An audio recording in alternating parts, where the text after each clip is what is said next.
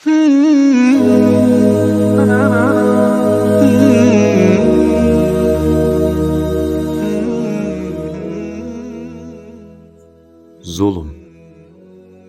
Zulmning so'z ma'nosi nohaq ish qilish, uvol qilish va haddidan eshish deganlik bo'lib, adolatning ziddidir.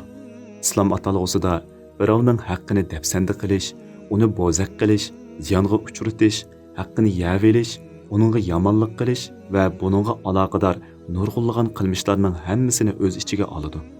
Qisqasi, qilishga tegishli ishni joyida qilmaslik va uni boshqacha qilish zulmdir. Ammo zulm so'zini ba'zi mas'ullarning qo'l ostidagilariga va hukumatlarning xalqqa zulm qilishi degan ma'noda tushunib olish cho'ng xatolikdir. Chunki zulmning turlari intayin ko'p bo'lib, hayotlikning hamma sohalarida va insonlarning ko'pinchisida degudek ko'rilib turdi. Zulmning turlari. Zulmning eng cho'ngi Alloh taolaga shirik keltirishdir.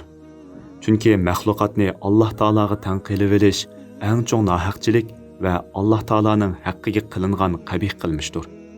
Shunga Qur'on Karimda Alloh taolaga shirik keltirish zulm deb ta'riflangan. وَإِذْ قَالَ لُقْمَانُ لِابْنِهِ وَهُوَ يَعِظُهُ يَا بُنَيَّ لَا تُشْرِكْ بِاللَّهِ إِنَّ الشِّرْكَ لَظُلْمٌ عَظِيمٌ.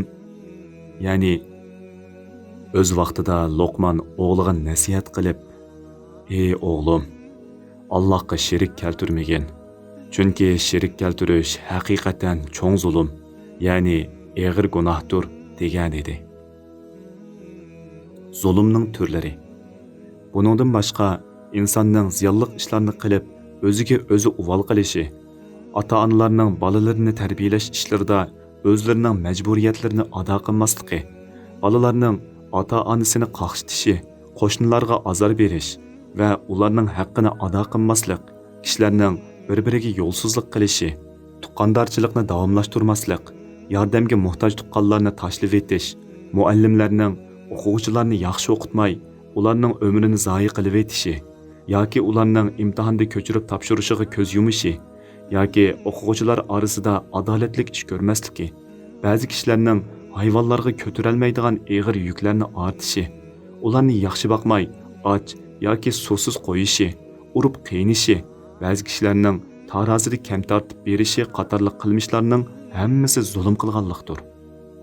Zulm qilish qat'iy haromdir. Alloh taolo zulmning hamma turini cheklagan bo'lib, zulm qilguvchilar cho'qim jazosini tortadi.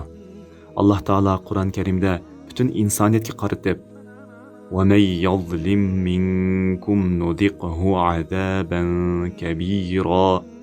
Ya'ni sizlardan kimki zulm qiladi ekan, uningga biz cho'ng azobimizni tetitimiz degan. Yana payg'ambar alayhissalomga xitob qilib, وَلَا تَحْسَبَنَّ اللَّهَ غَافِلًا عَمَّا يَعْمَلُ الظَّالِمُونَ إِنَّمَا يُؤَخِّرُهُمْ لِيَوْمٍ تَشْخَصُ فِيهِ الْأَبْصَارُ. Ya'ni zolimlarning qilmishlaridan Allohni bexabar deb o'ylamag'in. Alloh ularning jazosini qo'rqinchdan ko'zlar chakchib qoladigan qiyomat kunigacha kechiktirdi degan. Payg'ambar alayhissalom zulm qilishdan saqlaninglar, chunki zulm qiyomat kunida zulmatlarga aylanadi degan. Ulamolar bu yerda zulmatlar degan so'zni zulm qilguvchining yo'lini to'sadigan qorong'uliklar yoki uning beshiga keladigan zo'r qiyinchiliklar deb sharhlagan.